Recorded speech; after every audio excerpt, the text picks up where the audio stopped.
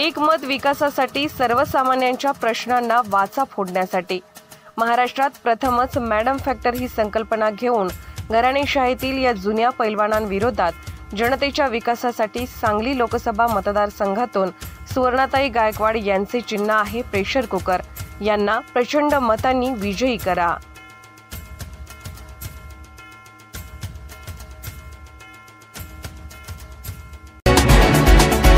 आपण पाहत आहात वंदे मातरम न्यूज।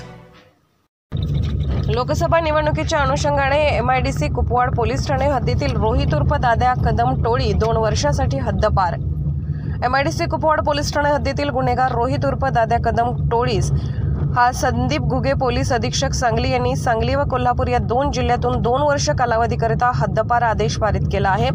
गुन्हेगारी टोळ्यांची दहशत मोडून काढून त्यांचे समूळ उच्चाटन व्हावे या पार्श्वभूमीवर सदरची हद्दपारची कारवाई करण्यात आलेली आहे। MIDC कुपवाड पोलीस ठाणे हद्दीमध्ये टोळी प्रमुख रोहित उर्फ दाद्या सुदाम कदम वय वर्ष 23 राहणार दुर्गामाता मंदिर जवळ अहिल्यानगर कुपवाड, शैलेश तानाजी पडळकर वय वर्ष 29 राहणार अष्टविनायक कॉलनी विचारेमळा कुपवाड, रियाज बाबासाहेब मुजावर वय वर्ष 35 राहणार विचारेमळा कुपवाड या टोळीविरुद्ध सन 2017 ते 2023 मध्ये खून करून पुरावा नष्ट करणे, घातक हत्याराने खुनाचा प्रयत्न करणे, शिवीगाळी दमदाटी करून इच्छापूर्वक दुखापत पोचवणे, रात्रीची घरफोडी चोरी करणे अशा स्वरूपाचे शरीराविरुद्धचे व मालमत्ता विरुद्धचे गंभीर गुन्हे दाखल झाले आहेत। त्यामुळे या टोळीविरुद्ध महाराष्ट्र पोलीस कायदा कलम 55 अन्वये प्रभारी पोलीस अधिकारी MIDC कुपवाड पोलीस ठाणे यांनी पोलीस अधीक्षक सांगली यांना प्रस्ताव सादर केला होता। पोलीस अधीक्षक सांगली यांनी सदर प्रस्तावाचे अवलोकन करून प्रणिल गिल्डा चौकशी अधिकारी तथा उपविभागीय पोलीस अधिकारी